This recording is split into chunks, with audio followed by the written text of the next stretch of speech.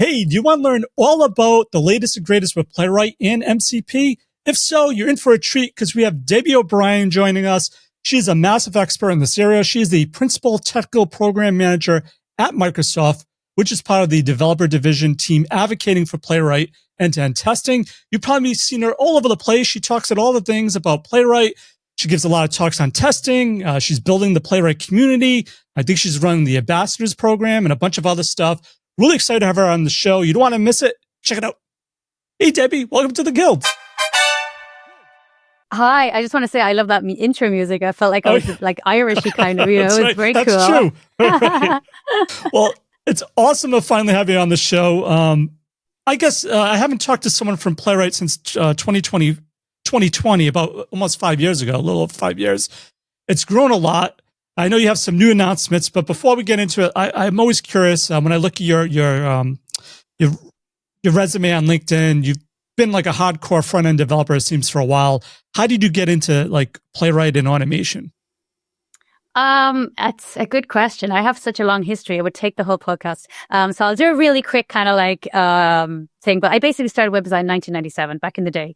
And web design was rubbish, so I ended up like leaving because the internet was boring. And then like I started with like Flash websites and WordPress websites, and then like things changed, and you know the iPhone came about, and all my websites were thrown in the bin because Flash didn't work anymore on anything. So I ended up restudying, and I studied PHP, and then I studied like, you know, Adobe Photoshop again, and the web again, because 1997, and like, you know, 10 years later, the web is like a different web. So I was trying to get a job, and it was really hard to get a job because they kept wanting all these like stuff that I had no idea what it was about. I knew how to HTML and I knew how to CSS. And that wasn't good enough because back then a front-end developer only did HTML and CSS. They didn't do JavaScript. That was given to someone else, a programmer, they call that, right? We were like the front-end developer, and then a programmer programmed the JavaScript. So I had to learn JavaScript basically. And that was really difficult for me. It was only 6 years ago. Nobody would hire me 6 years ago because I did not have JavaScript, even though my CSS skills were through the roof. That did not count. Nobody cared about that.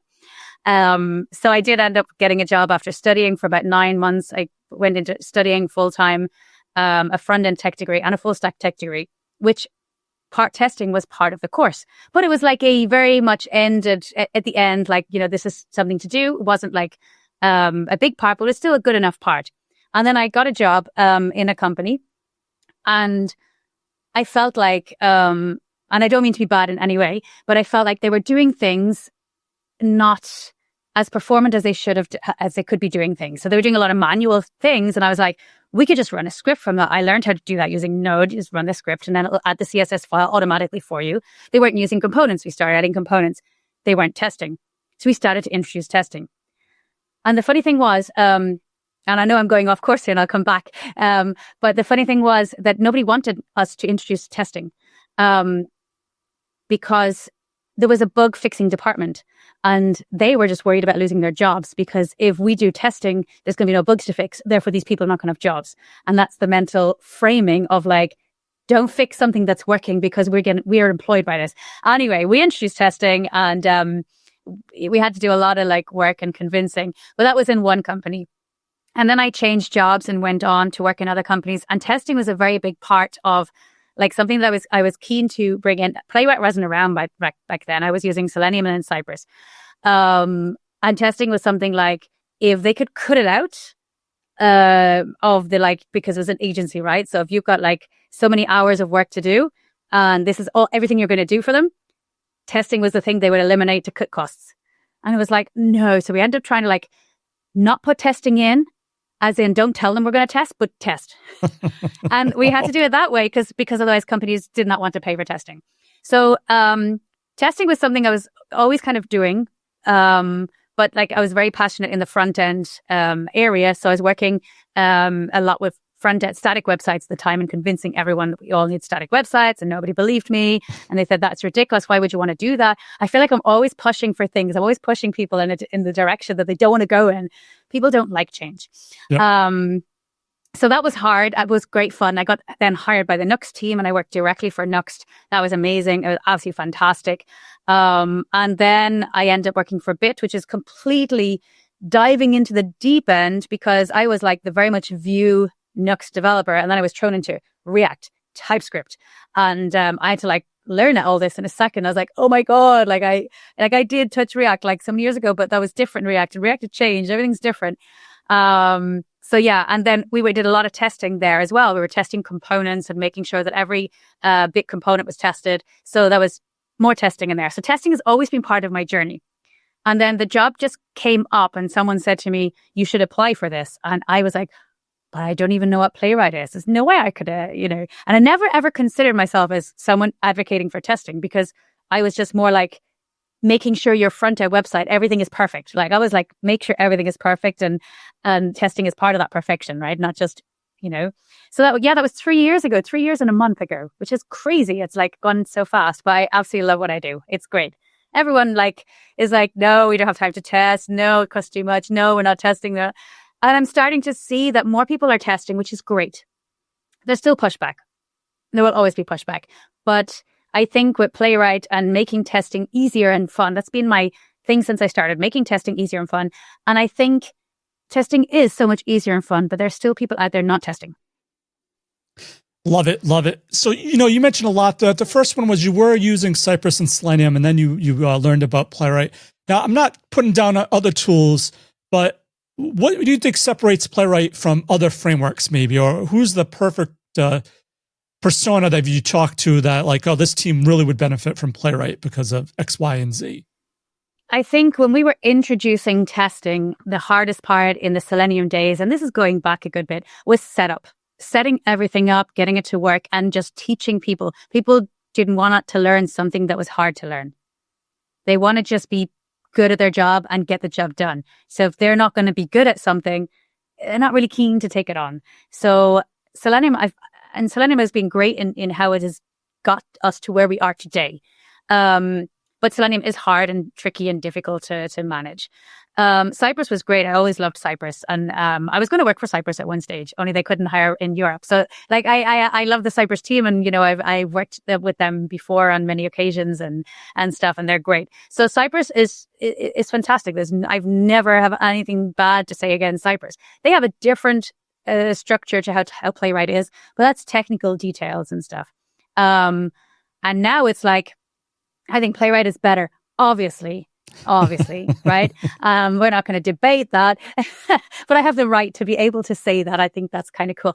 But I just find that Playwright is very easy to get started, to work with, and it's grown so much. Like in the 3 years that I've been there, we have evolved so much, and it's thanks to Cypress as well. They have, brought these cool features out, and we've said, wow, look what they're doing. Well, we could, improve Playwright based on what they've done. I always think, like, I love Vue and I love React, and Vue learns from React and React learns from Vue. That's the way the world works. And if we didn't have competition, we wouldn't improve. So yeah, but I think in general, Playwright is, it's just so user friendly. It's just so nice to work with. And I think that's the win for everybody. Love it. Love it. So, you talked, there have been a lot of improvements pretty much since you came on. I don't know if you've been pushing improvements, but it seems like that's awesome. So what are the ones you're most excited about? I know I want to talk about MCP. Maybe we'll start with that. MCP, what is it? Why is it helpful? Why do you think people should care? Well, I definitely pushed for the MCP. That was definitely me. I was like, we need the MCP, Sarah. Come on, we have to do it. And they're like, why? I'm like, come on. And I was like, because I just used one to build what's that Blender. I just used a Blender MCP to build a leprechaun, and I don't even know how to use Blender. So this is cool. We need this, right? And they're like, what? What is MCP? MCP is the Model Context Protocol, and I like to say that it's kind of like it's a way for the LLM. So we're talking about LLM, large language model, or the agent, Copilot, or whatever you're using. It's the way for them to use a browser. So before, if you open up ChatGPT and say, can you open a browser and click on this button? It can't do it. It'd be like, I can't do that. Here's the link. Go do it yourself. Right.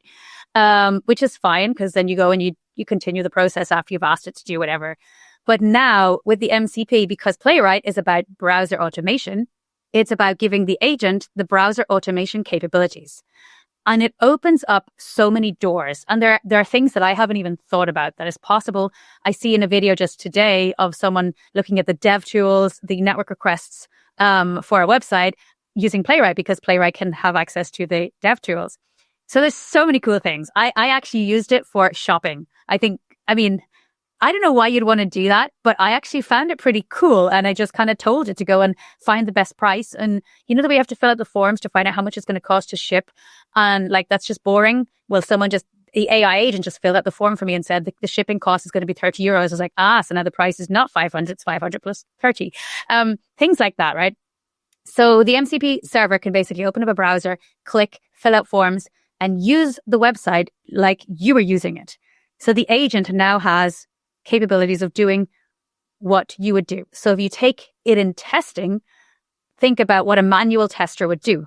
So a manual tester would open the browser, open the website, click on the buttons, fill out the form, and check that form works. I don't know, Joe, I remember many, many years ago, and it's not even that long ago, but like building a form and then like, running through everything. And then you get to like the second last one, it doesn't work. And you got to start filling it all again. Yep. It's like, oh my God, find the bug, and you keep going, right? And that's why Playwright came in to kind of make that automation easy. And now you've got things like MCP can even just do all that for you. So the MCP server can do what you would have done yourself as a manual tester. But that's just one part. There are so many other capabilities. MCP is rocking the world right now. And I think everyone is like, I need to have an MCP server for everything. And I need to do everything with an MCP server. And I think you have to think about what the value is.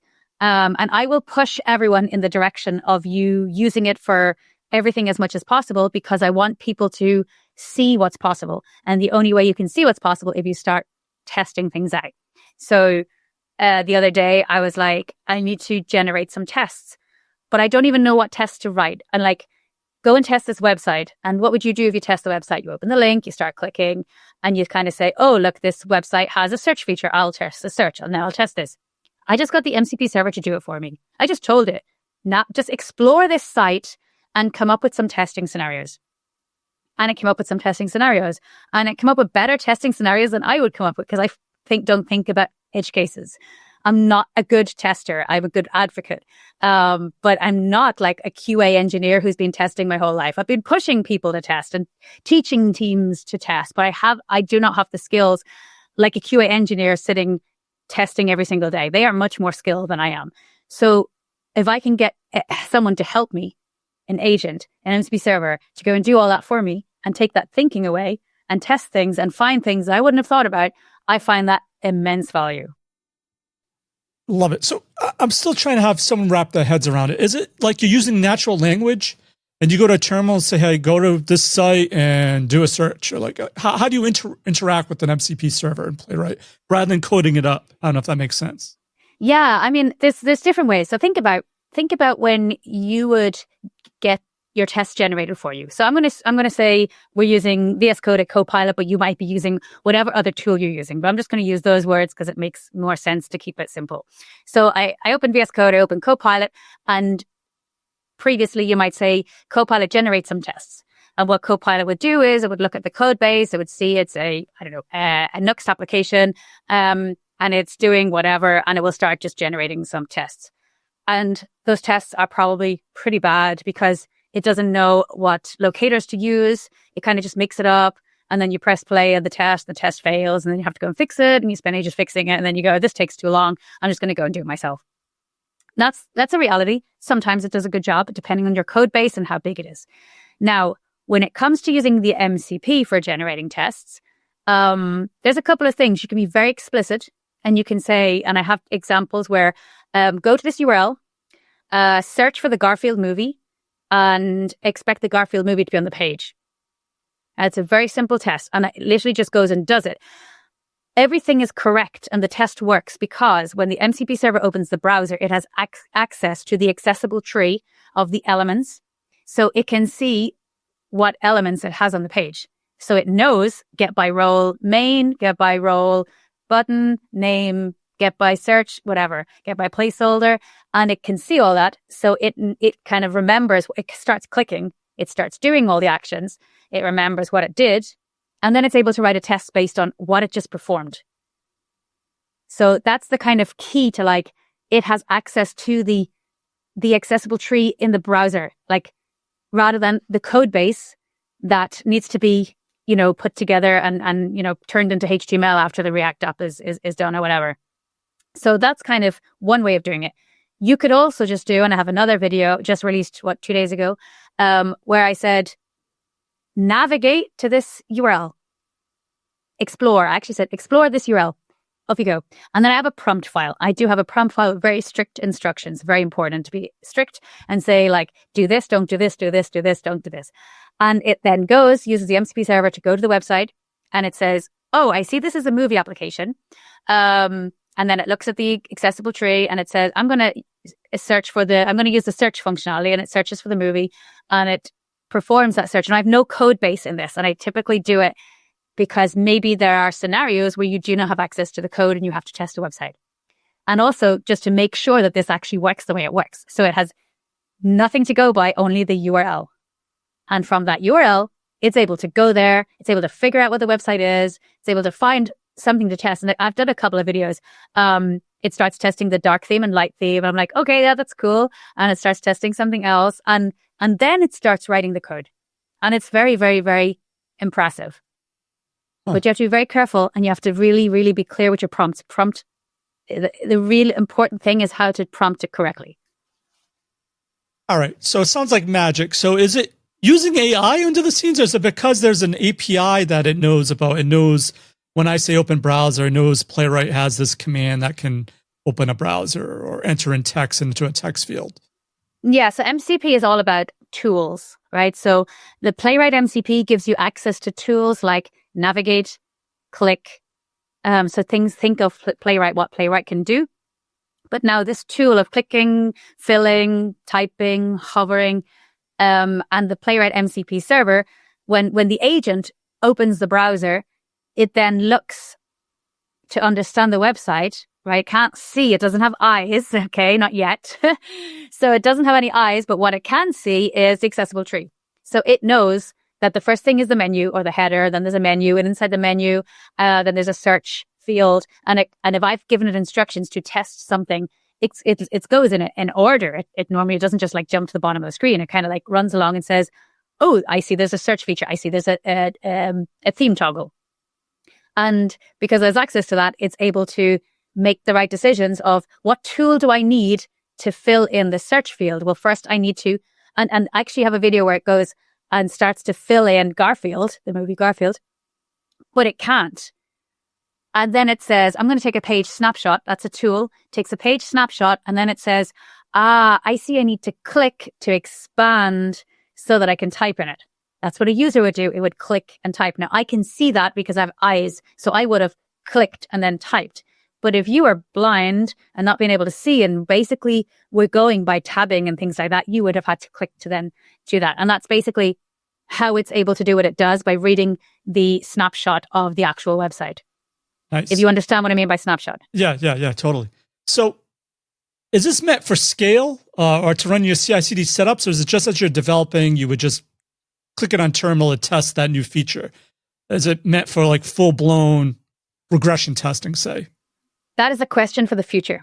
All right. Because the MCP server is 3, maybe 4 months old. Yep. Right? It's still very early days, and we are trying to improve it and make like the idea is that this would be used for improving testing. 100%. That is the idea. How can we improve it? At the moment, there's a lot of work we still need to do to improve that. And that's why we're always looking for feedback on how we can do it. For example, we have great tools for clicking, for filling. We don't have great tools for making assertions. So how can we think about and guide the agent to make better judgments when it comes to assertions? That's something we're looking into. So when would you use it? If there are different use cases. If you have no tests, this is a great way to get started, in my opinion. Do you need to understand what Playwright does? In my opinion, yes, because I think there should always be a human in the loop, because you can just get it to navigate and generate, and then you can press play and the test runs. And you can even use the trace viewer and actually go through it step by step, and it can look pretty good. And you can just push that to production, and that is better than nothing. But I don't think we're at the stage where you should be just pushing everything to production without looking at. So I really think that somebody who understands testing, who understands Playwright, should be going through everything and maybe tweaking things or improving things, or guiding the agent and saying, that's actually good. You've added a timeout now. Why did you add a timeout there? Take that out. We don't need that, right? Otherwise, you might find that it might add stuff that you don't need. Again, I throw all that in the prompt. I was like, do not add timeouts unless you need it, because Playwright doesn't need timeouts. It's auto-weighting is already involved, and like, make sure you're using the right assertions, make sure you're using role-based locators. But I have to tell it all that. Otherwise, it might just go, oh, I'll just use this locator. So, but yeah, it's, if you do it at scale, like if you have a big, massive website and you ask it to go and test every single feature, it might get a bit lost, because the context of that the agent can take is only so much. So it's going to run out of space, and it's going to have to say, oh, it's going to summarize what it did, and then it's going to have to redo it again and things. So I always like to keep things simple and say, like, test one functionality or 3 functionalities. And then like I can say, come back and do another one and reiterate and say, right, can you go and create 3 more functionalities on this website, but have a look in the test folder to see what tests are already there. And now it has extra context to look at. It's able to say, oh, I see you already have a test for the search functionality. Let me go ahead and test the theme toggle. And then it goes and does that instead. All right. So do you see that as almost people have unrealistic expectations for AI or MCP servers, where they may get bad results and they may not know they get bad results because they didn't give it enough context, and like then they just say, oh, it doesn't work? 100%. Yeah. You like, I was even doing a pair programming session with our team, and it's a funny story because we were testing something out. We were testing the HTML report, actually. We opened up the HTML report and we were writing a test for our HTML report. How do we test internally our HTML? And as we were testing it, the engineer was like, it's after hallucinating, it's after writing a get by test ID, and it can't have access to get by test ID because it's the accessible tree. It does not see test IDs, right? And this is another thing, right? It can only see what the accessible tree shows, and that does not show a test ID. So he was like, this is hallucinating. And I'm like, no, have a look. It tells you. It actually read the example test that was in the folder that was previously there that we created beforehand that has a test ID. So it read that. It told us it read that, analyzed that, and then it said, oh, if this has a test ID, I'll go ahead and use it. That's cleverness. But if you don't see and don't understand what it's doing, you might think that it's hallucinating when it's actually not. Now, another thing, it created the test failed, right? And it went and tried to fix it, and the locator wasn't good enough. And the engineer said, you see, AI got it wrong. It should have put a name in there. It's get by role. I can't remember what it was, get by role, input, text area, whatever. It should have a name. It didn't have a name. He's like, put in name search. And I was like, okay. So we manually put in name search. We press play in the test, and the test failed. And he's like, open trace viewer, go to pick locator, find the actual right one. Maybe it's called search by or whatever. There's no name. So our code is bad. So AI didn't hallucinate. It actually did its job correctly, and it didn't put a name there because there was no name. It couldn't, and it didn't make up a name. So it just said, well, this is all I've got, right? And then we found that actually we need to improve the accessible roles of our HTML report, and then I'm going to have to do a pull request tomorrow and actually fix that. So we learned something from that. Is that valuable? In my opinion, that was super valuable. Does that mean that we're going to get AI to write all our tests? I don't know. We're certainly dogfooding and playing around with things and seeing what we can come up with. And then we learn where it lacks, what it has access to, what it doesn't, what we need to improve. And that's what we need people to do. Prompt is very important. We can run things, and also just picking the right model. Sometimes we'll run it with, I personally like Claude, and I'm using 3.7 a lot. I find if I use another model, it does weird things. I'm like, no, no. So I think changing the model and playing around with that, and the prompt, making sure you have clear instructions and prompts is the key. But it's very easy to turn it down and say, this doesn't work, and give up. And this is another thing. A very, very good tester, or someone who's very good, knowledgeable in Playwright, will turn around and say, it's quicker for me to write it out myself. And you know what? It probably is. right? Just like it's quicker for me to write something in Nuxt because I am so good at Nuxt. I wrote the docs for Nuxt. I could just write something. I'm pretty good, right? But not everyone is at that level. And I'm talking about building stuff for everybody, not for the expert in testing, because testing covers so many roles and so many levels that people from a junior developer to a QA tester need to understand and learn test their applications. So you have to decide when it's useful for you and how much of it to use in your job. So is there any reason why someone couldn't do testing now? I mean, the barriers are so low, it sounds like. Is it still like people still like, I don't care? Or is it making it where almost AI is not forcing them, but almost doing best practices? Hey, you want me to run a test for you kind of deal, prompting? We're still a long way away from people actually just always testing, because it's a mindset. And right. People are not ready to change their mindset.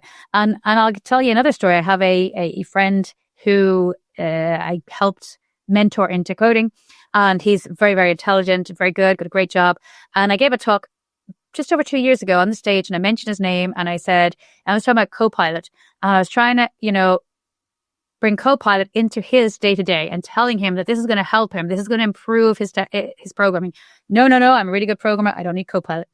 And I constantly just, nudge every time, using Copilot. Took him 2 and a bit years. He's now using Copilot. He thinks it's amazing. He thinks it's the best thing ever. I'm like, why didn't you use it 2 and a bit years ago? Right? And that is because people do not have time to look into what they need to be able to use something that they don't know how to use. So when it comes to testing, I'm trying to get him to test now. I'm like, right, now that you do Copilot, let's get you testing.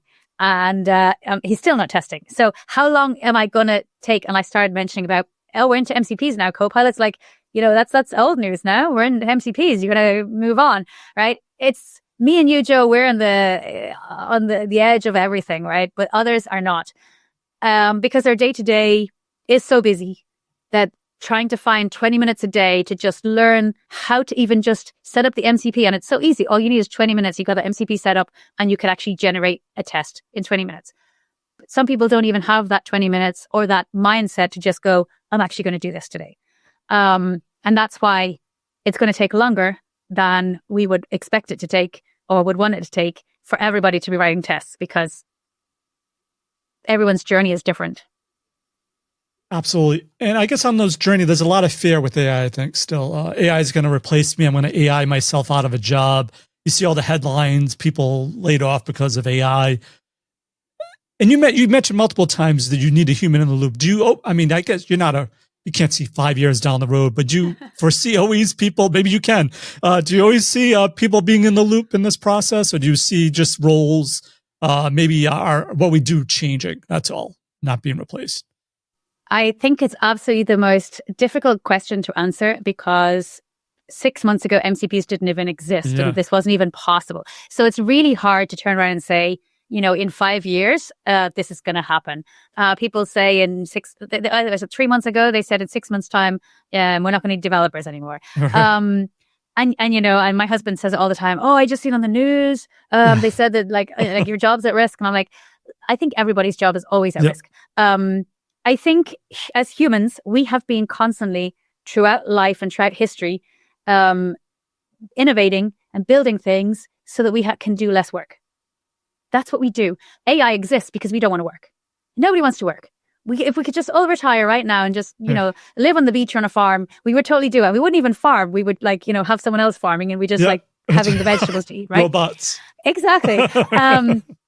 And the car industry, robots have been building cars for longer than we even can remember, but it's acceptable, and we don't even think about it because, if you go to Japan, you've got robots serving you food.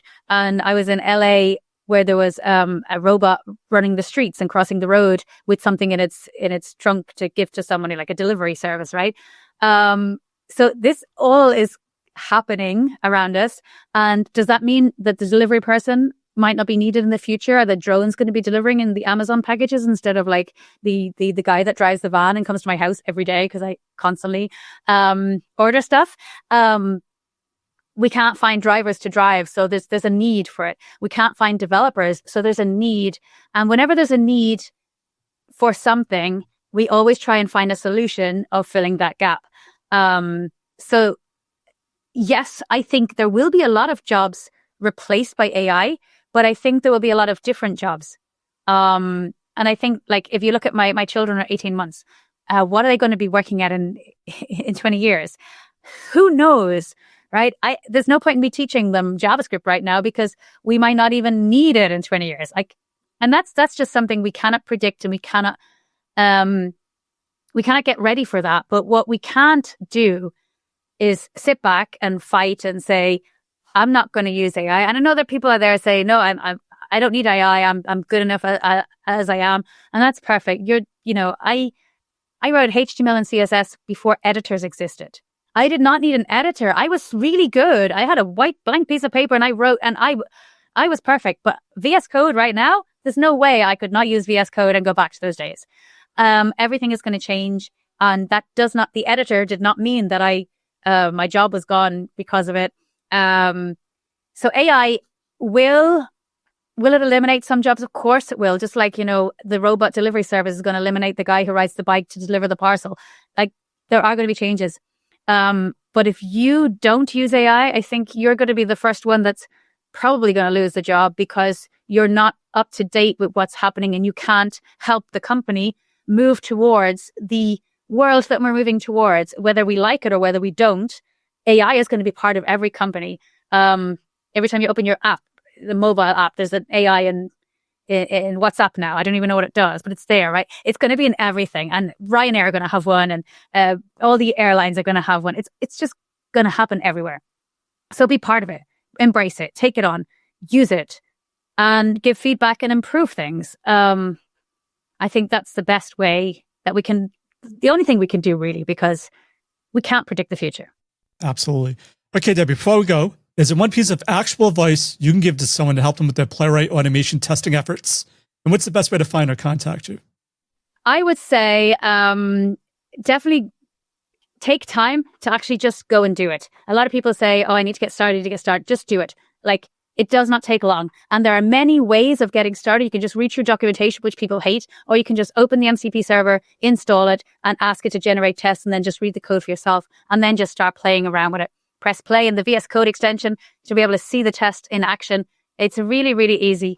I don't think anyone has excuses. Try and find 20 minutes in your day, just 20 minutes, and just set that aside and just go and do it. And then send me a message and say, wow, I did it and you're right. I'd like to hear that message. Or in 20 minutes, I wasn't able to write a test. I want to know why, and I'll try and fix that. You can find me all over the internet. You can find me on LinkedIn. I'm Debbie.codes is my website. So if you just go there, you'll be able to find some articles, links to YouTube, etc. And yeah, do reach out and do let me know how things are going. I think Playwright MCP is a game changer, and I think everyone should be using it. And you can find all the links for this in the comments down below. Thanks again for your automation awesomeness. The links to everything of value we covered in this episode, head on over to testguild.com/A552. And if the show has helped you in any way, why not rate it and review it in iTunes? Reviews really help in the rankings of the show, and I read each and every one of them.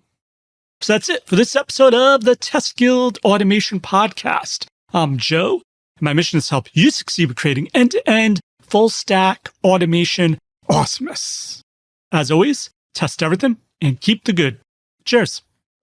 Hey, thank you for tuning in. It's incredible to connect with close to 400,000 followers across all our platforms and over 40,000 email subscribers who are at the forefront of automation, testing, and DevOps. If you haven't yet, join our vibrant community at testguild.com, where you become part of our elite circle driving innovation in software testing and automation. And if you're a tool provider or have a service looking to empower our guild with solutions that elevate skills and tackle real-world challenges, we're excited to collaborate. Visit testguild.info to explore how we can create transformative experiences together. Let's push the boundaries of what we can achieve. Oh, the Test Guild Automation Testing Podcast. With lutes and lyres, the bards began their song. A tune of knowledge, a melody of code. Through the air it spread like wildfire through the land, guiding testers, showing the secrets to behold.